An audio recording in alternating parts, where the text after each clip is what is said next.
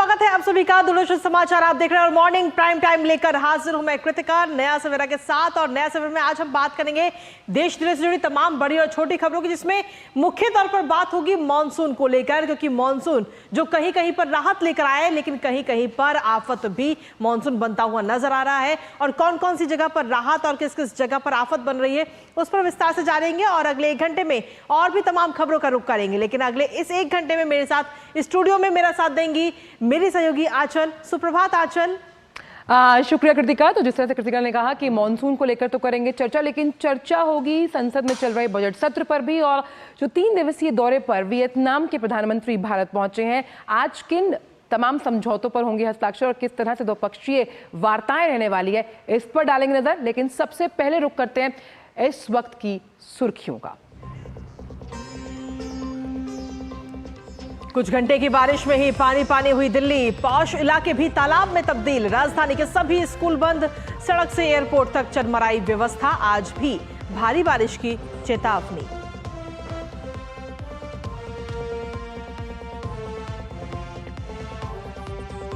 दिल्ली में कोचिंग हादसे के खिलाफ तेज बारिश के बावजूद ओल्ड राजेंद्र नगर में यूपीएससी छात्रों का प्रदर्शन जारी। अपने साथियों की दर्दनाक मौत का दिल्ली सरकार और एमसीडी से वो मांग रहे हैं हिसाब।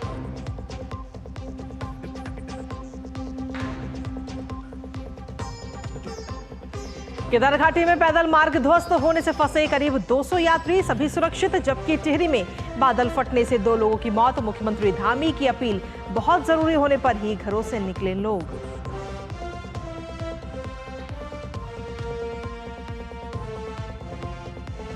केरल के वायनाड में बारिश की वजह से राहत और बचाव कार्य बाधित। भूस्खलन के वजह से मृतकों का आंकड़ा 170 के पार। रूस के राष्ट्रपति पुतिन ने भूस्खलन पर जताया दुख।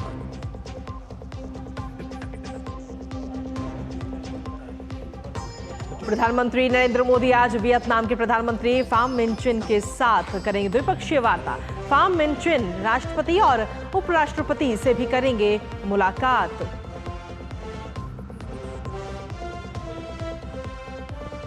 रेल मंत्री अश्विनी वैष्णव आज लोकसभा में रेलवे की अनुदान मांगों पर चर्चा कर देंगे जवाब। आपदा प्रबंधन संशोधन विधेयक भी होगा पेश। वहीं राज्यसभा में कृषि मंत्रालय के कामकाज पर होगी चर्चा की शुरुआत।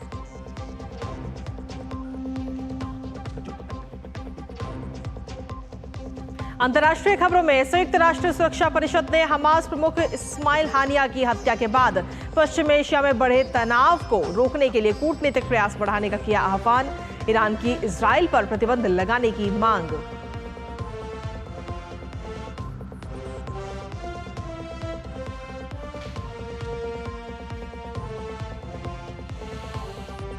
पेरिस ओलंपिक में निशानेबाजी में स्वप्निल कुसले से पदक की आस। 50 मीटर राइफल 3 प्री इवेंट के फाइनल में कुसले साधेंगे निशाना।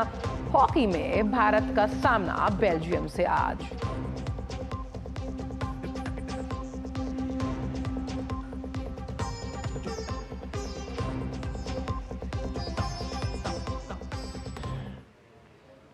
और नया सवेरा की शुरुआत करते हैं इस वक्त की बड़ी खबर से, जो कि आ रही है हिमाचल प्रदेश के रामपुर से, जहां समेज खड्ड में बादल फटा है।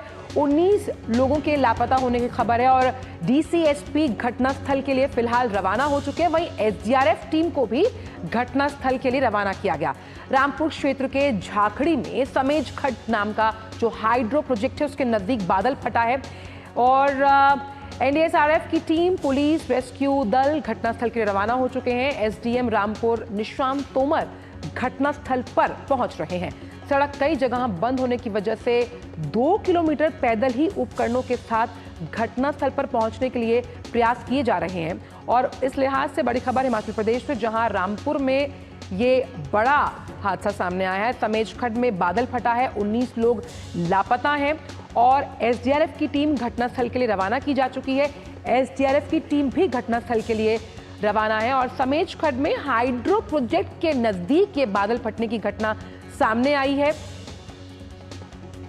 और घटनास्थल पर राहत और बचाव कार्य जारी है, लेकिन क्योंकि रास्ते में मलबा है उस वजह से उपकरणों को ले जाने के लिए 2 किलोमीटर पैदल जाना पड़ रहा है। एसडीएम रामपुर घटनास्थल के लिए रवाना हो चुके हैं। तो हिमाचल प्रदेश के रामपुर से ये बड़ी खबर। हम जानते हैं कि मॉनसून जो है, चाहे वो पहाड़ी क्षेत्र हो या फिर तराई, वहां पर कई जगह पर आफत है और जिसकी वजह से हम देख रहे हैं कि कई ऐसे राज्य हैं जिन्हें मॉनसून में झमाझम बारिश की वजह से मुश्किलों का सामना करना पड़ रहा है। तो एसडीआरएफ की टीम घटनास्थल के लिए रवाना है। समेज खड्ड में यह हाइड्रो प्रोजेक्ट है, उसके नजदीक बादल फटा है। हिमाचल प्रदेश की जब हम बात करते हैं, पहाड़ी राज्य माना जाता है और ऐसे में बादल फटने की घटनाएं पहाड़ी राज्यों में इस मॉनसून के मौसम में आम होती हैं। उस लिहाज से बड़ी खबर जिसको हम लगातार ट्रैक कर रहे हैं। हमारे संवाददाता वरुणा वहां से वरुणा फोन लाइन पर मौजूद है।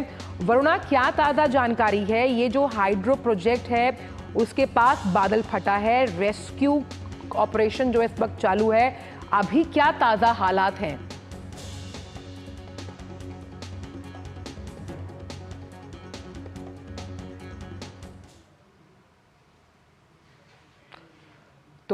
तो घटनास्थल पर राहत और बचाव कार्य जारी है और ये तस्वीरें भी आप वहां पर देख पा रहे हैं। खास तौर पर क्योंकि जब हिमाचल प्रदेश की हम बात करते हैं, तमाम जो पहाड़ी राज्य हैं इस समय मॉनसून में वहां पर भूस्खलन, लैंडस्लाइड्स जो हैं वो आम बात है, बादल फटना। लेकिन क्या वहां कोई हताहत हुआ है, क्या कुछ क्षतिग्रस्त है, इस पर ज्यादा जानकारी के लिए वरुणा हमारे साथ है। वरुणा, क्या ताजा अपडेट है इस पूरे मामले को लेकर आपके पास?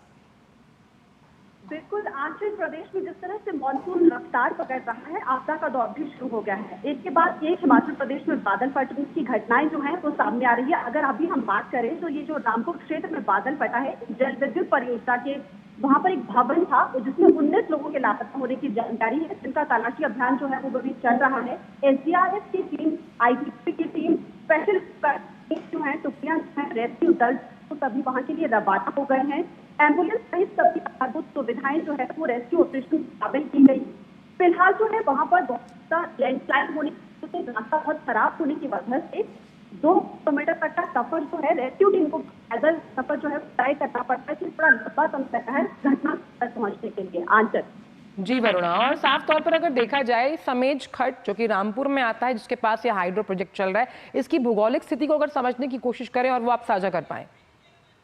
बिल्कुल आंचल, अगर हिमाचल प्रदेश की बात की जाए तो हिमाचल प्रदेश की भौगोलिक स्थिति ऐसी है कि कहीं पर भी कभी भी बादल फट जाता है, कभी धूप तो कभी छांव, सबसे कहीं पे बारिश हो जाती है और बादल फट जाता है। तो यहाँ की भौगोलिक स्थिति भी कुछ ऐसी, क्योंकि पहाड़ होने की वजह से एकदम से यहाँ पर बादल फटने की घटनाएं बहुत आम हो जाती है।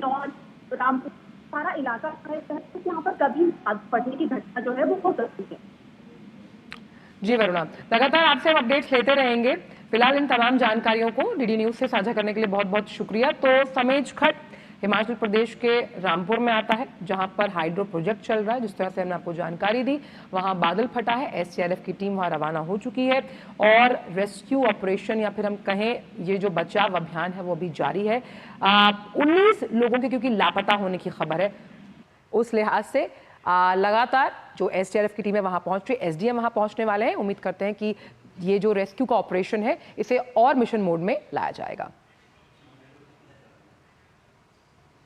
और इसी के साथ चलिए अब अगली खबर का भी रुख कर लेते हैं। दरअसल देश की राजधानी दिल्ली में भी इस समय पानी पानी होता हुआ नजर आ रहा है। दरअसल कल चंद घंटे की तेज बारिश ने ही दिल्ली सरकार की ओर से की गई सारी व्यवस्थाओं की पोल खोल कर रखती है।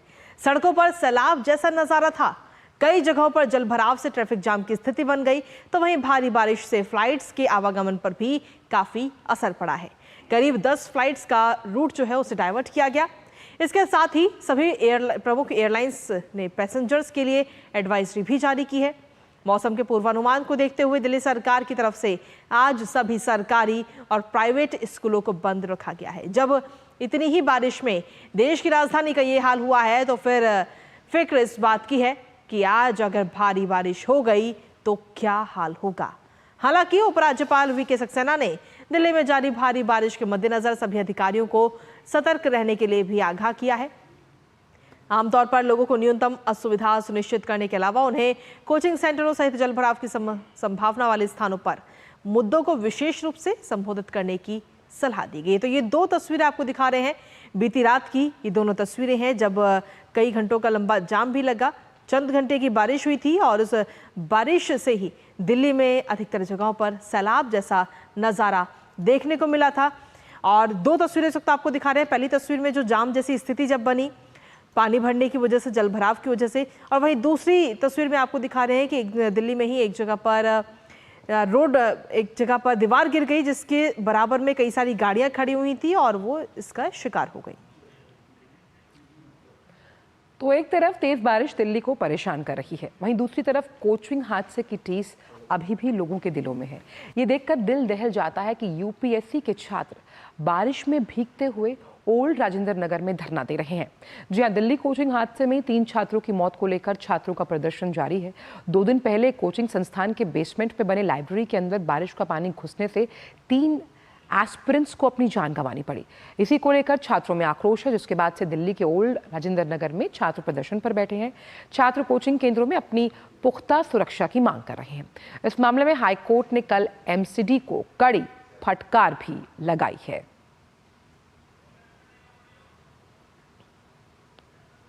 यार, कल रात को बारिश होने की वजह से यहाँ पे वापस मतलब जिस दिन हादसा हुआ था उतना ही पानी दोबारा से भर गया था।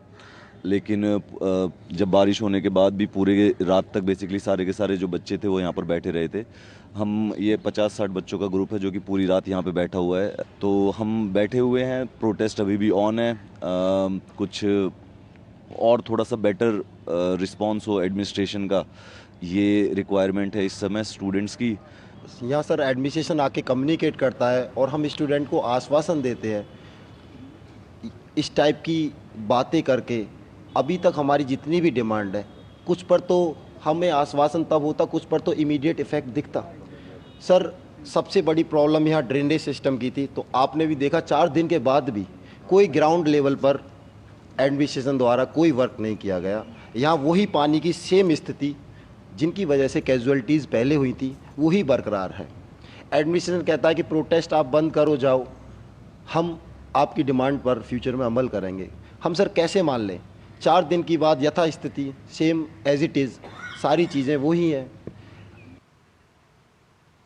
और लगातार इस तरह की खबरों से हम आपको करवाएंगे रूबरू, लेकिन वक्त एक छोटे से ब्रेक का है। आप जुड़े रहिए खास पेशकश नया सवेरा के साथ। मैं क्या जी, सब जानते हैं, जहां दिखे मारियो, अपना समझ के खा लियो। स्वाद से सबको दीवाना कर दे, दीवाना कर दे। पता का चाय, गजब का स्वाद। क्यों प्रधान जी, बड़े चमक रहे हो आजकल? ऐसा कौन सा खजाना हाथ में लगा है? खजाना नहीं, मिशन मिल गया है हम सबकी जीत का। IIL के ट्रैक्टर ब्रांड का मिशन है तो जीत पक्की। बात जब पीढ़ियों के लिए बनने वाले घर की हो तो जिम्मेदारी बड़ी हो जाती है। गैलेंट समझता है ये जिम्मेदारी। अब डबल M रिब्स के साथ गैलेंट एडवांस TMT रीबार, निर्माण का रियल हीरो।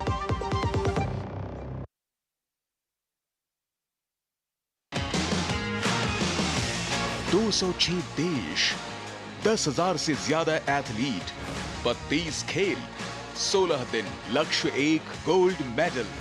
100 से ज्यादा भारतीय खिलाड़ी भी दिखा रहे हैं दम। पेरिस ओलंपिक से जुड़ी हर खबर सीधे ग्राउंड जीरो से। भारत के चैंपियंस एट पेरिस ओलंपिक, रोजाना सुबह 10 बजे सिर्फ DD न्यूज पर।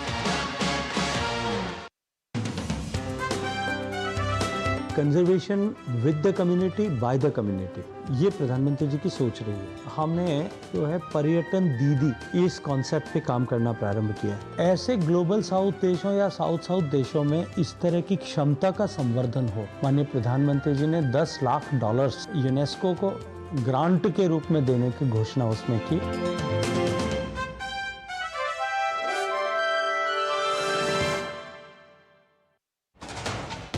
कश्मीर से कन्या।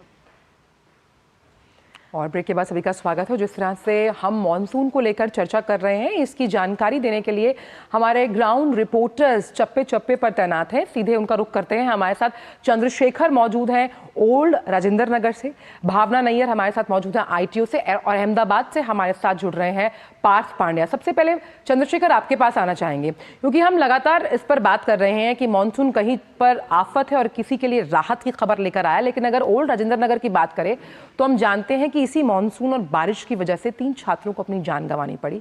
खासतौर पर इनलैंड ड्रेनेज सिस्टम जो है वो ध्वस्त होता हुआ नजर आया MCD का। इस वक्त क्या ताज़ा हालात हैं ओल्ड राजेंद्र नगर के? जी बिल्कुल, और कल भी जैसा आपने बताया कि ये सब स्थिति बनी हुई थी और हमारी कुछ बात हो रही थी लोगों से, उन्होंने भी कहा कि वही स्थिति बनी हुई थी जो कि स्थिति कल थी और उसमें कोई बदलाव देखने को नहीं मिला। और आज भी ये अपनी मांगों पर लगातार डटे हुए हैं और जिस प्रकार से वो वी वांट जस्टिस की बात कर रहे हैं। तो सबसे बड़ी समस्या यह है कि जब ये स्थिति उत्पन्न हुई उसके बावजूद भी इस पर कार्रवाई क्यों नहीं की गई MCD की तरफ से। और कल हाईकोर्ट ने भी उनको लताड़ा है कि ये नाले जो है वो जल्द से जल्द साफ होना चाहिए यहाँ का ड्रेनेज, ताकि ये स्थिति जो है दोबारा सामने नहीं आनी चाहिए।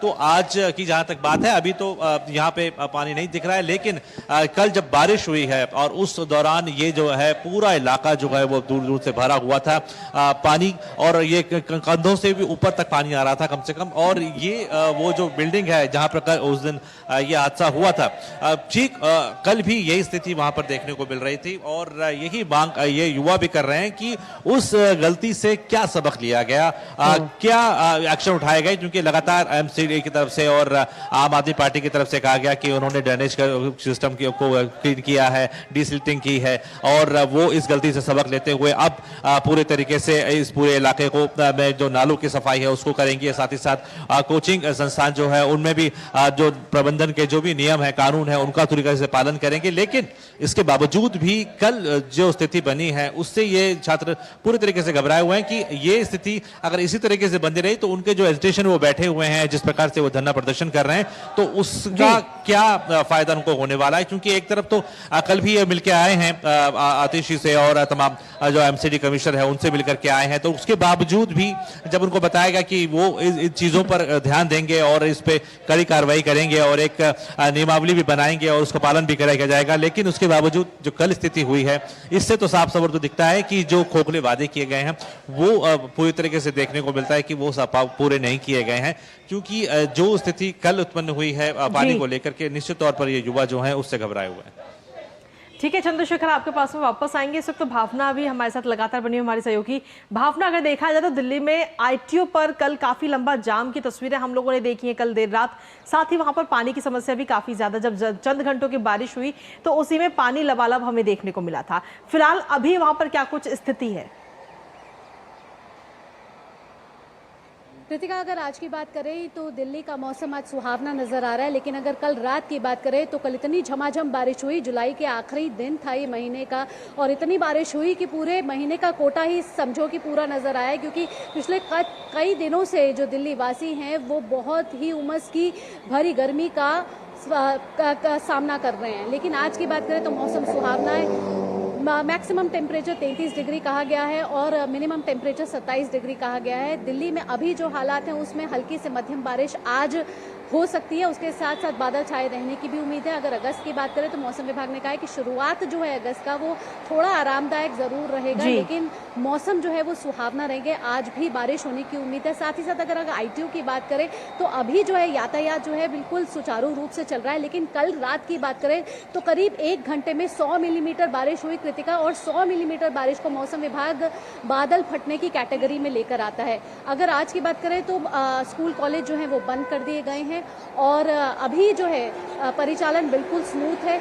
कल रात की बात करें तो 10 उड़ानें जो हैं वो रद्द कर दी गई, डाइवर्ट कर दी गई थी और दूसरे शहरों में हैं उनको उतारा गया था। लेकिन आज की स्थिति अच्छी है, हवाएं चल रही हैं, मौसम सुहाना हो रहा है, उमस भरी गर्मी नहीं है, बादल छाए रहने की उम्मीद है, साथ ही साथ बारिश भी आने की उम्मीद जताई जा रही है। कृतिका, बिल्कुल भावना, आपके पास वापस आएंगे क्योंकि ओल्ड राजेंद्र नगर से हमारे साथ चंद्रशेखर भी मौजूद है। चंद्रशेखर, क्योंकि दिल्ली को लेकर रेड अलर्ट भी जारी किया गया और खासतौर पर क्योंकि हम यहाँ पर, चलिए चंद्रशेखर के पास वापस बाद में जाएंगे। हमारे साथ गुजरात से ही हमारे संवाददाता जुड़े हुए हैं। अगर हम गुजरात की बात करें पार्थ, तो साफ तौर पर वहां पर भी बाढ़ जैसे हालात हैं, लोगों को कई दिक्कतों का सामना करना पड़ रहा है क्योंकि सड़कें जो है वहां पर जल भराव है, जल जमाव है। इसे लेकर वहां का जो राज्य प्रशासन है वो इस समस्या से निपटने के लिए मिशन मोड में किस तरह से काम कर रहा है? जी आंचल, जैसे कि आपने कहा कि बाढ़ जैसी परिस्थिति पिछले 8 से 10 दिनों से गुजरात के कई जिलों में देखने को मिल रही है। काफी ऐसी नदियां हैं, लगभग हमने कल ही देखा था कि 52 से 55 नदियां ऐसी है जो उफान पर चल रही है, जहां पर काफी पानी का जल भराव हो चुका है और उसकी वजह से काफी रोड रास्ते कोसवे इस पानी में डूब चुके हैं। लेकिन अगर मैं कल की बात करूं तो मौसम विभाग ने स्पष्ट कहा था कि आने वाले 3 से 4 दिन गुजरात के लिए काफी भारी है। वार्निंग जैसी सिचुएशन, हाई अलर्ट की सिचुएशन गुजरात को दी थी। कल भी मौसम विभाग ने वही कहा है कि आने वाले 2 दिन खास करके सौराष्ट्र रीजन और दक्षिण गुजरात रीजन के लिए काफी महत्वपूर्ण रहेंगे, क्योंकि काफी बारिश हो सकती है। जैसे कि आपने कहा कि प्रशासन की तैयारियां काफी चल रही है। पिछले 2 दिन में ही स्टेट डिजास्टर रिलीफ कमिश्नर की 2 से 3 बैठक हो चुकी है, जिसमें हर एक विभाग के कमिश्नर जुड़े थे और कैसी तैयारियां चल रही है, कैसी व्यवस्थाएं चल रही है, उसका रिव्यू करके उन्होंने बैठक समापन किया। फिर हमने कल भी देखा कि मुख्यमंत्री ने भी अपने मंत्रियों के साथ बैठक की और कैसी व्यवस्थाएं चल रही है उसका एक जायजा लिया। आज भी हवामान विभाग ने, मौसम विभाग ने स्पष्ट कहा है कि कच्छ, सौराष्ट्र रीजन, दक्षिण गुजरात रीजन में काफी बारिश हो सकती है, तो अभी भी वहां पर हाई अलर्ट जैसी परिस्थितियों का निर्माण हो चुका है। बिल्कुल, बहुत बहुत शुक्रिया पार्थ, भावना और चंद्रशेखर आपका। और खास तौर पर जहां गुजरात में ऑरेंज अलर्ट है, वहीं दिल्ली में रेड अलर्ट है। तो साफ तौर पर सभी से अपील यही की गई है कि भाई अगर बहुत ज़रूरी कार्य ना हो तो आप घर से बाहर ना निकलें। और फिलहाल चलिए तो अब सीधे, क्योंकि हम लगातार बात यहाँ पर अलग अलग राज्यों की कर रहे थे, तो सीधे अब आपकी बात करवाते हैं केरल के वायनाड में चल रहे राहत और बचाव कार्य को लेकर। लैंडस्लाइड वाली जगह पर सेना बचाव कार्य में जुटी हुई है और अब तक वायनाड के इस भयंकर प्राकृतिक त्रासदी में 170 से ज्यादा लोगों की मौत हुई है। प्रधानमंत्री वायनाड की स्थिति पर नजर बनाए हुए हैं। केंद्र सरकार, राज्य सरकार की हर संभव मदद कर रहा है। केंद्रीय मंत्री जॉर्ज कुरियन भी इस वक्त वायनाड में है, जिससे कि स्थानीय प्रशासन की हर संभव मदद हो पाए। रात को बारिश की वजह से राहत का काम तेजी से नहीं चल पाए, लेकिन सुबह के साथ ही बचाव के काम में तेजी आई है। और इन सबके बीच नेता विपक्ष राहुल गांधी आज पार्टी महासचिव प्रियंका गांधी के साथ वायनाड पहुंच रहे हैं। राहुल गांधी घटनास्थल का दौरा करने के साथ घायल लोगों से मुलाकात करेंगे। वहीं वायनाड में अभी भी बड़ी संख्या में लोग लापता हैं। प्रशासन का यह कहना है कि हादसे में शिकार लोगों की संख्या का जो आंकड़ा है वो बढ़ सकता है। और इसी पर ताज़ा अपडेट ले लेते हैं। हमारे साथ में हमारे सहयोगी नीरज सिंह इस वक्त जुड़ रहे हैं, वायनाड से ग्राउंड जीरो पर वो मौजूद हैं। नीरज, अगर देखा जाए तो वायनाड में फिलहाल अभी क्या कुछ स्थिति है और किस तरीके से राहत बचाव काम जो है, जो अभियान है वो वहां पर चल रहा है? देखिए आंचल, रात को राहत और बचाव का काम जरूर डिस्टर्ब हुआ था, क्योंकि बारिश लगातार आ रही थी। सुबह हालांकि मौसम विभाग का ये कहना है कि आज भी वायनाड में जो बारिश है वो रहेगी, लेकिन अच्छी बात यह है कि सुबह के समय बारिश नहीं हो रही है। हालांकि बादल घिरे हुए हैं अभी भी, अगर आप देखें मेरे पीछे वायनाड में। दूसरी सबसे जो महत्वपूर्ण जो कार्य है वो सेना के द्वारा किया जा रहा है, खासतौर से चोरलमाला और मुंडकई के बीच में जो डिस्कनेक्ट हो गया था उसको कनेक्ट करने के लिए जो ब्रिज है, अस्थायी तौर पर उस ब्रिज का जो निर्माण है वो सेना के द्वारा दिन रात किया जा रहा है। उम्मीद की जा रही है कि 10 बजे के बाद वो ब्रिज बन जाएगा, और जब वो ब्रिज बन जाएगा तो बड़े हैवी जो व्हीकल्स हैं या जो इक्विपमेंट हैं वो मुंडकई गांव में पहुंच पाएंगे, जहां सबसे ज़्यादा जो कह सकते हैं कि इस आपदा का असर देखने को मिला था।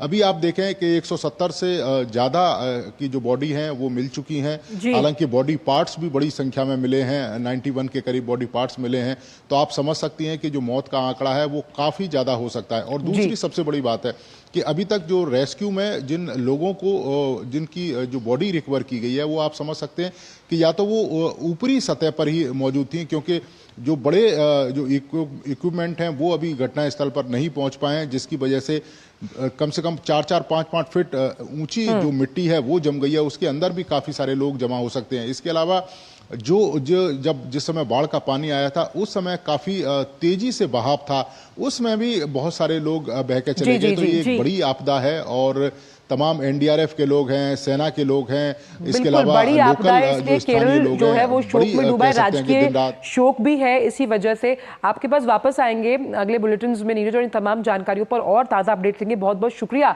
इन जानकारियों को साझा करने के लिए। जिस तरह से नीरज बताए थे कि मेक शिफ्ट ब्रिज बनाया जा रहा है, साफ तौर पर तमाम जो बड़े उपकरण हैं जो इस आपदा में मददगार साबित होंगे उन्हें वहां तक पहुंचाने के लिए। तो उम्मीद करते हैं कि केरल जल्द ही इस आपात की स्थिति से निपटेगा और इस पर प्रधानमंत्री की भी नजर है।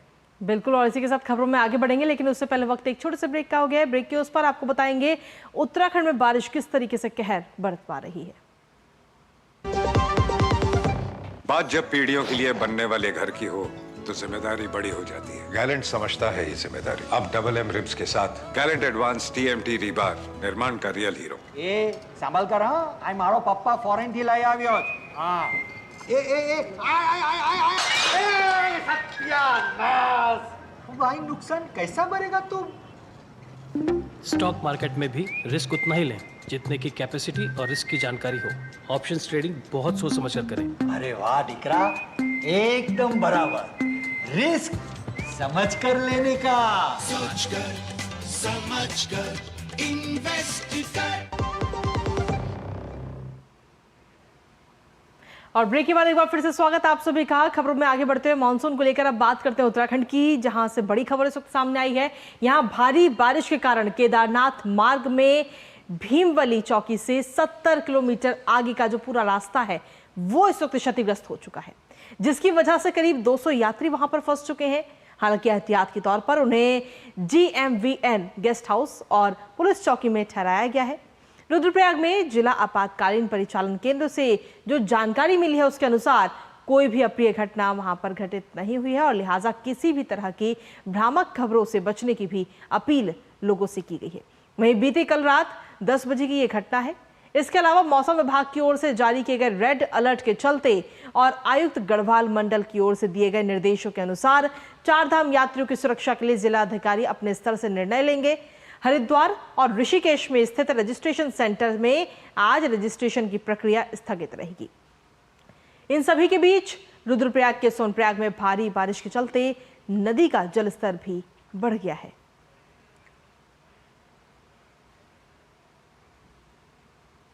वहीं उत्तराखंड के टिहरी में घनसाली से 8 किलोमीटर आगे बादल फटा, जिसकी वजह से सर्च ऑपरेशन चलाया गया है। इसमें 3 लोगों में से 2 के शव बरामद किए गए और तीसरे को घायल अवस्था में अस्पताल पहुंचाया गया। इसके अलावा बूढ़ा केदार क्षेत्र में भारी बारिश की वजह से मलबा आने की वजह से थाती गांव के 3 घरों को भी खाली कराया गया। कुल मिलाकर उत्तराखंड के विभिन्न जनपदों में भारी बारिश के मद्देनजर एसडीआरएफ ने सभी टीमों को अलर्ट पर रखा है। यात्रा रूट की सभी पोस्ट को बैकअप के रूप में तैयार हालत में रहने के निर्देश दिए गए। एसडीआरएफ कंट्रोल रूम को हर आधे घंटे में सूचनाओं को लेकर अलर्ट रहने के निर्देश दिए गए हैं।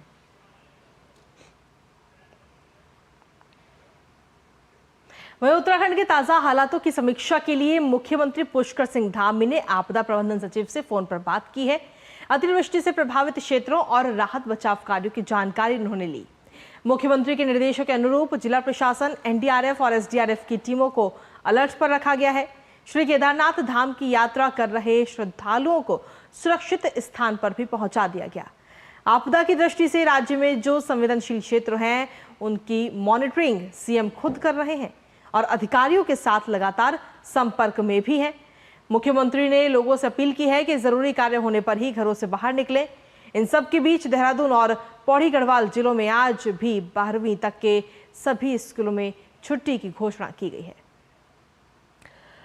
वहीं उत्तराखंड के डीजीपी अभिनव कुमार ने चारधाम यात्रियों और श्रद्धालुओं से अपील की। उन्होंने सोशल मीडिया प्लेटफॉर्म एक्स पर एक पोस्ट को साझा किया और लिखा कि राज्य के अधिकांश जनपदों में भारी बारिश का अलर्ट है और ऐसे में सभी से कुछ विराम के बाद यात्रा करने की अपील है।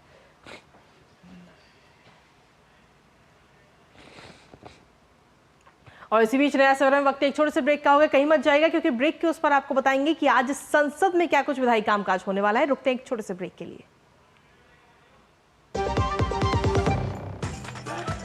मैं क्या जी सब जानते हैं, जहां देखे मारियो, अपना समझ के खा लियो। स्वाद से सबको दीवाना कर दे, दीवाना कर दे। पता का चाय, गजब का स्वाद। ऐसा कौन सा खजाना हाथ में लगा है? खजाना नहीं, मिशन मिल गया है हम सबकी जीत का। भारत में बना आधुनिक कीटनाशक जिसकी बेजोड़ क्वालिटी से मिले फसल की बेहतरीन पैदावार। IIL के ट्रैक्टर ब्रांड का मिशन है तो जीत पक्की। बात जब पीढ़ियों के लिए बनने वाले घर की हो तो जिम्मेदारी बड़ी हो जाती है। गैलेंट समझता है ये जिम्मेदारी। अब MM रिब्स के साथ गैलेंट एडवांस TMT रीबार, निर्माण का रियल हीरो। ब्रेक के बाद सभी का स्वागत। और अब बात करते हैं संसद से जुड़ी हुई। लोकसभा में आज वित्त वर्ष 2024-25 के लिए रेल मंत्रालय के अंतर्गत अनुदानों की मांगों पर चर्चा और मतदान होना है। रेल मंत्री अश्विनी वैष्णव रेल मंत्रालय के अनुदान मांगों पर चर्चा का जवाब देंगे और साथ ही लोकसभा में आज शिक्षा मंत्रालय और स्वास्थ्य और परिवार कल्याण मंत्रालय के अंतर्गत अनुदानों के मांग पर चर्चा और मतदान होना है। इसके साथ ही लोकसभा में आज आपदा प्रबंधन संशोधन विधेयक 2024 पेश किया जाएगा। ये विधेयक गृह मंत्रालय की ओर से पेश किया जाना है। वहीं राज्यसभा में आज आवास और शहरी कार्य मंत्रालय के कामकाज पर शुरू हुई चर्चा को आगे बढ़ाया जाएगा। इस चर्चा को राज्यसभा में कल सांसद घनश्याम तिवारी ने शुरू किया था। इस चर्चा के पूरा होने के बाद आज उच्च सदन में कृषि और किसान कल्याण मंत्रालय के कामकाज पर चर्चा की शुरुआत होनी है।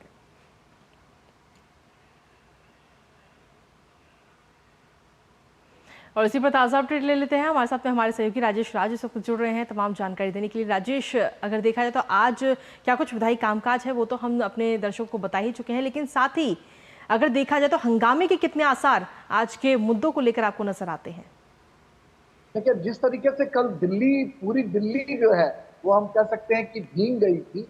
पूरी दिल्ली में जो बारिश का आलम दिखाई पड़ा है और जिस तरीके से सड़कों पर पानी का जो जल जमाव है वो दिखाई पड़ा, उसकी गूंज कहीं न कहीं आज लोकसभा और राज्यसभा में जरूर सुनाई पड़ेगी। और यह काम कहीं न कहीं जो केंद्र सरकार की जो रूलिंग पार्टी है, भारतीय जनता पार्टी के जो सांसद हैं, वो निश्चित तौर पर आम आदमी पार्टी को घेरने की कोशिश जरूर करेंगे, क्योंकि अब MCD भी जो है वो आम आदमी पार्टी के पास है।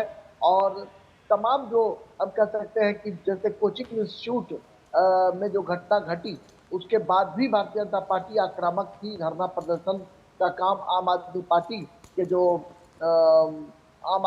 के जो सांसद थे वो भले ही भारतीय जनता पार्टी को काउंटर करते रहे, लेकिन उसकी गूंज सुनाई पड़ी। उसी तरह दिल्ली में जो जल जमाव की स्थिति दिखाई पड़ी है उसका कहीं न कहीं रिफ्लेक्शन संसद के भीतर सुनाई पड़ेगा। और वायनाड की जो घटना है, वायनाड में जिस तरीके से वहां पर जो भूस्खलन हुआ है उस पर बाकायदा लोकसभा राज्यसभा में कल चर्चा हुई और गृह मंत्री अमित शाह ने स्वयं उसका जवाब दिया है। लेकिन आज जो विधायी कार्यों का जिक्र आपने किया, बजट से संबंधित जो अनेक विभागों के जो कार्यक्रम पर चर्चा हो रही है वह बजट का ही हिस्सा है। और निश्चित तौर पर जब इन मंत्रालयों पर चर्चा पूरी होगी तो फाइनेंस बिल जो है उसको वित्त विधेयक को संसद से पारित कराया जाएगा और लोकसभा से पारित होने के बाद राज्यसभा में विधेयक पारित नहीं होता है। वित्त विधेयक उसको रिटर्न किया जाता है लोकसभा को। तो हम आज कह सकते हैं कि आज का दिन भी गहमा-गहमी भरा हो सकता है। और कल भी राहुल गांधी के जाति से संबंधित सवाल के मसले पर सत्ताधारी पार्टी के जो तमाम सांसद हैं वो आक्रामक थे कि राहुल गांधी जाति जनगणना और अन्य तरह की बातें संसद के भीतर उठाते हैं। जी। तो राजेश, आप इन तमाम जो विधायी कार्य हैं जो आज संसद में होने उन पर नजर बना के रखेगा। हम लगातार आगे भी आपसे इस पूरे मामले पर अपडेट्स लेते रहेंगे। बहुत बहुत शुक्रिया। और अब आगे बढ़ते हैं और बात करते हैं वियतनाम के प्रधानमंत्री फाम मिन चिन की, जो कि भारत की 3 दिवसीय यात्रा पर आए हुए हैं। उनके साथ एक उच्च स्तरीय शिष्टमंडल भी मौजूद है, वो भी आया है, जिसमें कई मंत्री, उपमंत्री और व्यापार प्रतिनिधि शामिल हैं। आज प्रधानमंत्री नरेंद्र मोदी वियतनाम के प्रधानमंत्री के साथ द्विपक्षीय वार्ता करने वाले हैं। इसके साथ ही फाम मिन चिन राष्ट्रपति और उपराष्ट्रपति से भी मुलाकात करेंगे। इससे पहले वियतनाम के प्रधानमंत्री ने भारतीय प्रतिनिधिमंडल के साथ बैठक की और इस दौरान भारत और वियतनाम के बीच कई समझौतों पर हस्ताक्षर हुए। वियतनाम के प्रधानमंत्री ने कहा कि 5 दशकों के बाद आपसी संबंध रणनीतिक साझेदारी में तब्दील हुए हैं। भारतीय प्रतिनिधिमंडल के साथ बैठक में आर्थिक और व्यापार सहयोग का एक मजबूत स्तंभ बन गया है। पिछले कुछ वर्षों में दोनों देशों के बीच द्विपक्षीय व्यापार में वृद्धि हो रही है। वियतनाम भारत की एक्ट ईस्ट नीति के लिए एक बहुत ही महत्वपूर्ण भागीदार है। इसमें हमारे आर्थिक संबंधों को नई ऊंचाइयों पर ले जाने में मदद मिली। इसके साथ ही फाम मिन ने वियतनामी अर्थव्यवस्था में भारतीय व्यापार के योगदान की भी प्रशंसा की। बैठक में वियतनाम के साथ हवाई अड्डे और रसद पर MOU, अपशिष्ट उपचार संयंत्र के विकास के लिए समझौता ज्ञापन, फार्मास्यूटिकल पार्क विकास पर समझौता ज्ञापन, व्यापार संवर्धन में सहयोग पर MOU पर हस्ताक्षर हुए। इसके साथ ही अहमदाबाद और दानांग के बीच सीधी उड़ान को मंजूरी मिली है। तो आज का भी दिन अहम है क्योंकि जिस तरह से सेरेमोनियल रिसेप्शन होना है, अभी वियतनामी जो प्रधानमंत्री हैं उनका फिर द्विपक्षीय वार्ता है और ये जो बायलैटरल्स होने हैं वो दोनों देशों के रणनीतिक जो रिश्ते हैं उन्हें और कितना मजबूत करेंगे, ये हमें देखना होगा। 2016 में जिस तरह से एक पैराडाइम शिफ्ट देखा गया जब हम वियतनाम और भारत के रिश्तों की बात करते हैं, peace, prosperity and perspective for people, यानी किस तरह से हम समृद्धि और शांति और खास तौर पे लोगों के दृष्टिकोण को साथ लेकर चलेंगे, ये एक एलिवेटेड लेवल देखा गया 2016 से 2021 के बीच जब हम वियतनाम के 50 साल के राजनयिक रिश्ते पूरे होने की बात करते हैं। और हमने देखा था जब गुजरात में जिस तरह से निवेश सम्मेलन हुआ, उसका जो इनॉग्रल एड्रेस था वो वियतनाम के जो डिप्टी PM थे उनके द्वारा किया गया। G7 की जो साइडलाइंस पर तमाम बायलैटरल्स हुए, वहाँ पर भी वियतनाम के जो तमाम राष्ट्राध्यक्ष मौजूद थे उनके साथ प्रधानमंत्री की मुलाकात हुई। और इसी पर ज़्यादा जानकारी के साथ अक्षय डोंगरे इस वक्त हमारे साथ मौजूद हैं। अक्षय, वियतनाम से भारत के रिश्ते 50 साल पुराने हैं, लेकिन 2016 और 2021 ये जो तमाम साल रहे, इसमें हमने देखा कि कैसे एक रणनीतिक प्रमुख साझेदारी दोनों देशों के बीच उभर कर सामने है, जिसमें peace, prosperity and perspective of people को अब अहम जगह दी गई है। अगर पिछले एक दशक की अगर बात की जाए कि जिस तरह से भारत ने, चाहे वो एक्ट ईस्ट पॉलिसी हो या फिर हिंद प्रशांत महासागर में भारत का विजन, तो उसको लेकर कई अहम कदम उठाए और जिसमें भारत की कोऑर्डिनेशन एक तरह से देखा जाए, भागीदारी देखी जाए आसियान के मुद्दों में, आसियान देशों के मुद्दों में, वो काफ़ी ज़्यादा बढ़ी है।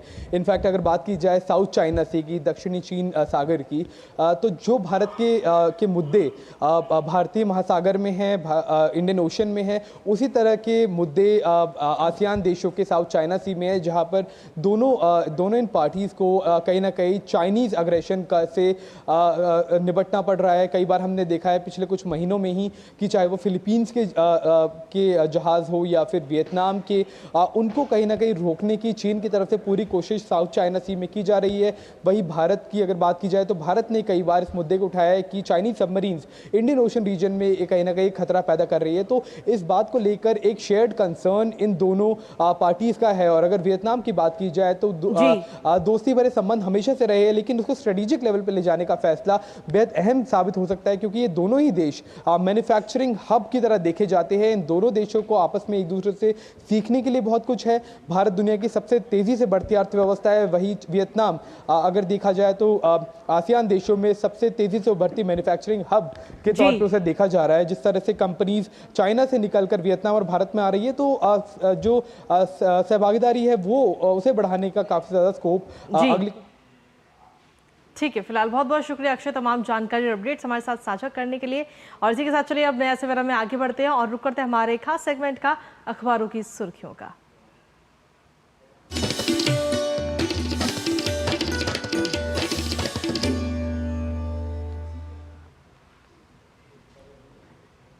और हमारी सहयोगी संध्या इस वक्त मौजूद हैं स्टूडियो में। संध्या, क्या समेट कर लेकर आई हैं आप आज अखबारों के मोर्चे से दर्शकों के लिए?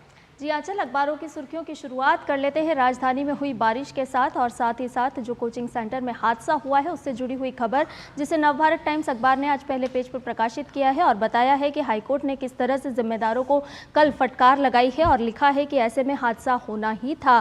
कोर्ट ने अफसरों को ये सख्त लहजे में कहा। उन्होंने कहा कि जिस तरह से रेवड़ी बांटी जा रही है लेकिन मोर्चे पर काम नहीं किया जा रहा है, तो इस तरह के हादसे जो हैं वो दर्शाते हैं कि किस तरह से जिम्मेदार राजधानी में काम कर रहे हैं। साथ ही साथ ये भी लिखा है कि अब LG जो है वो उन्होंने एक्शन प्लान तैयार किया है और इसको लेकर के कमेटी भी तैयार की है। बारिश की बात करें तो महज 1 घंटे में कल दिल्ली बेहाल हो गई और इसको लेकर के भी आज खबर प्रकाशित की गई है। इसके अलावा हिंदुस्तान अखबार ने आज अपना बिजनेस पेज पर एक खबर प्रकाशित की और लिखा है कि फ़ोन कॉल सस्ता करने की तैयारी दूरसंचार नियामक प्राधिकरण की ओर से की जा रही है। हालांकि इसके लिए पत्र जारी कर 16 अगस्त तक सुझाव मांगे गए हैं। आपको बता दें कि 25% से ज़्यादा वृद्धि पिछले दिनों इसमें की गई है और ये भी कहा गया है कि 117 करोड़ मोबाइल कनेक्शन और 93 करोड़ इंटरनेट कनेक्शन देश में है।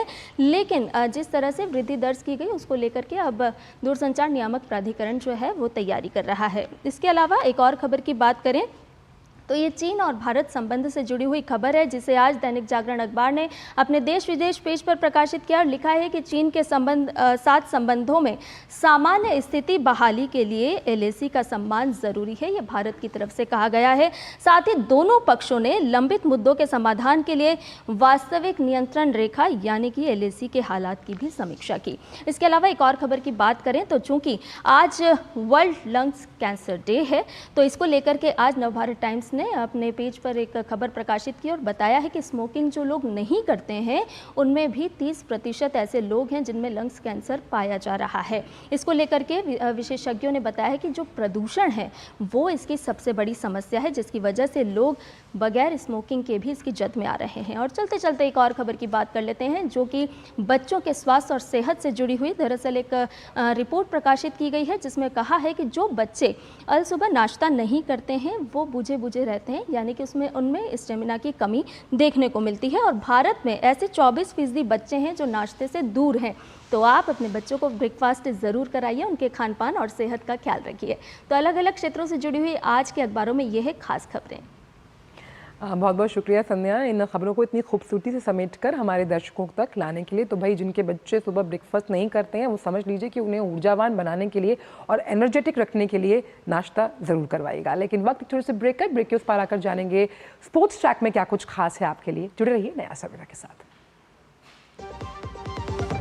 बात जब पीढ़ियों के लिए बनने वाले घर की हो तो जिम्मेदारी बड़ी हो जाती है। गैलेंट समझता है ये जिम्मेदारी। अब डबल M रिब्स के साथ गैलेंट एडवांस TMT रिबार निर्माण का रियल हीरो। ए संभाल कर, हाँ आई मारो पप्पा फॉरेन थी लाई આવ્યો हाँ ए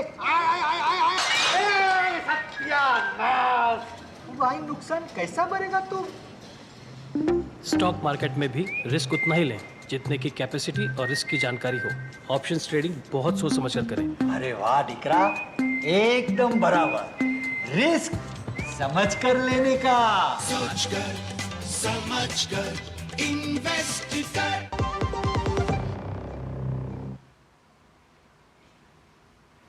और ब्रेक के बाद एक बार फिर से स्वागत है आप सभी का। खबरों में आगे बढ़ते हैं और अब बात करते हैं खेल जगत की खबरों की।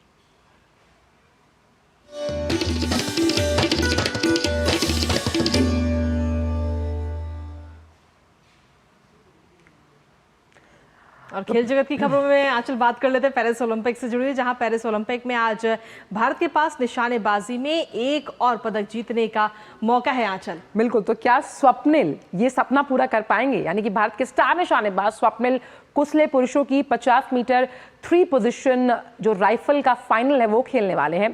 क्वालिफिकेशन राउंड में 590 का स्कोर बनाकर स्वप्निल कुसले 7वें स्थान पर रहे। क्वालिफिकेशन राउंड से शीर्षार निशानेबाज फाइनल में पहुंचे और इस स्पर्धा में 3 पोजीशन में शूटर्स को निशाना लगाना होता है।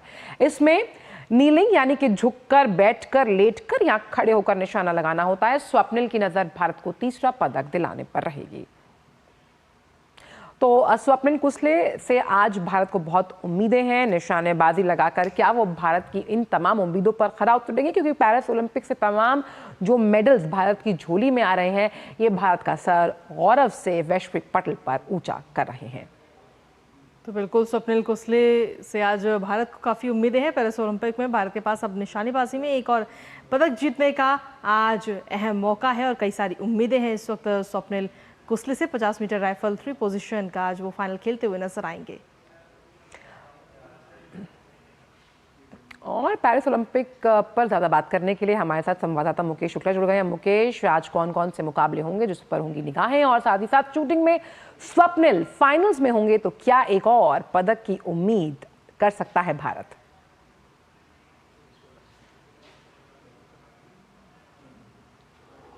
जी बिल्कुल, आज के मुकाबलों की बात करें तो एथलेटिक्स में 20 किलोमीटर वॉक में परमजीत सिंह बिष्ट और प्रियंका गोस्वामी जो होंगी वो सुबह अपनी रेस जो है वॉक रेस है वो कंप्लीट करेंगी, यानी पैदल चाल की जो दौड़ है उसमें वो शामिल होंगी। उसके बाद हम जाएंगे बॉक्सिंग एरेना में जहां निखत जरीन का मुकाबला होगा, और वहीं उसके बाद मुकाबले में बात होगी भारत बेल्जियम के बीच हॉकी मुकाबले की। जिस तरह से भारत अभी तक अपराजित रहा है इस पूरे टूर्नामेंट में, भारतीय टीम से बहुत उम्मीदें हैं कि वो इस बार के ओलंपिक में पिछली बार की सफलता को दोहराए और इससे बड़ा पदक हासिल करे, यानी पदक का रंग बदले। तो ऐसे में हरमनप्रीत के नेतृत्व में हॉकी टीम जो है वो बेल्जियम से भिड़ेगी। आसान नहीं होने वाला मुकाबला, लेकिन कांटे की टक्कर देने के लिए तैयार रहेगी यहाँ पर भारतीय टीम। और आर्चरी में प्रवीण जाधव जो है वो एक्शन में दिखाई देंगे।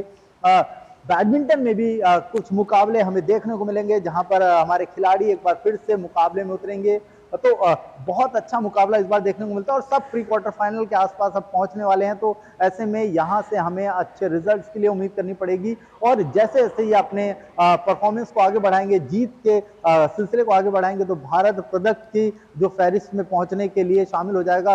और मैक्सिमम मुकाबले अब जो है वो नॉकआउट स्टेज में पहुंचने वाले हैं। यहाँ तो या तो हार मिलेगी या जीतेंगे तो पदक की तरफ बढ़ेंगे। तो काफी कुछ इस बार आज के दिन जो है वो निर्भर करेगा किस तरह से। लेकिन जो सबसे बड़ा अट्रैक्शन होगा वो स्वप्निल के ऊपर होगा। स्वप्निल जो है वो निशानेबाजी में उतरेंगे, 50 मीटर राइफल थ्रोन में वो कंपीट करेंगे। मेडल मुकाबले के लिए जिम्मेदारी होगी उनके कंधों पर।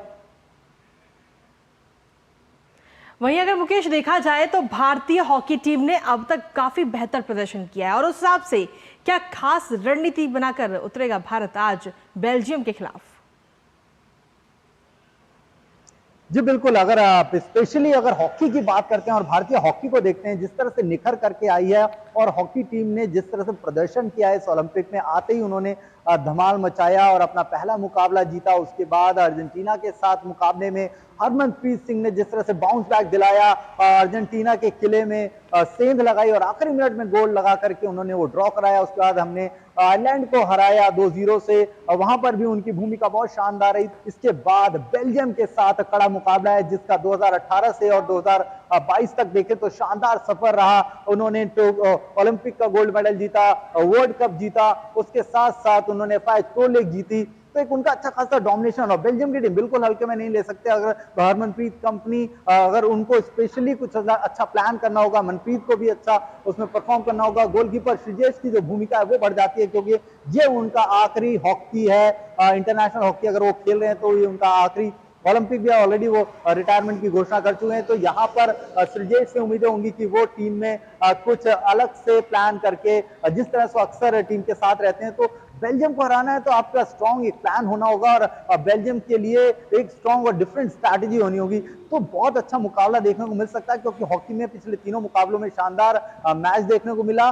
दोनों तरफ से काफी अटैक हुए, लेकिन भारत को फिर से अपना जो पेनल्टी कॉर्नर है उसको कन्वर्ट करने के लिए स्पेशल स्किल्ड करना पड़ा, क्योंकि बेल्जियम के पास आप कोई भी चांस नहीं ले सकते। अगर आपको चांस मिल रहा है तो आप उसको कन्वर्ट करें और आगे बढ़ें। तो उम्मीद है कि यहाँ पर एक शानदार मुकाबला बेल्जियम के खिलाफ भारतीय टीम खेलेगी।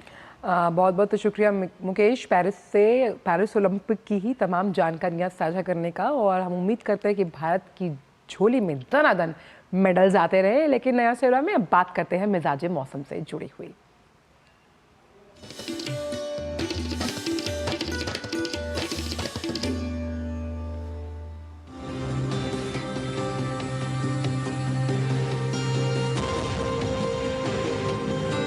तो आइए देखते हैं कि मौसम की अगर हम बात करें तो खास तौर पर दिल्ली के लिए रेड अलर्ट जहां जारी किया गया और झमाझम अगले 36 घंटों में बारिश होने का अंदेशा है। वहीं बात की जाए गुजरात की तो उसको लेकर भी ऑरेंज अलर्ट है। वहीं अगर हम दक्षिणी राज्यों की बात करें, केरल, तिरुवनंतपुरम, यहाँ पर भी बारिश आपदा का ही काम कर रही है। वहीं अगर पहाड़ी इलाकों की बात करें तो भूस्खलन और लैंडस्लाइड्स की वजह से वहाँ भी लोगों को दिक्कतों का सामना करना पड़ रहा है। ये देखते हैं हम तमाम राज्यों में कि न्यूनतम और अधिकतम तापमान क्या है।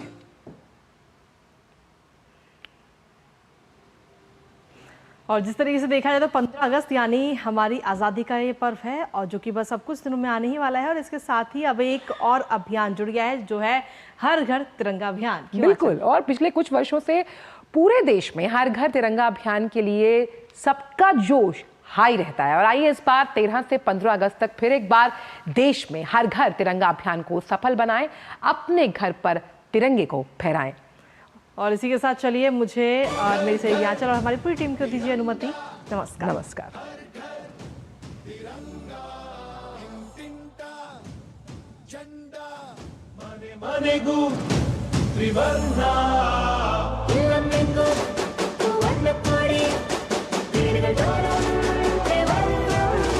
तिरंगा हर घर तिरंगा इंटिंटा झंडा मने मने गु त्रिवर्णा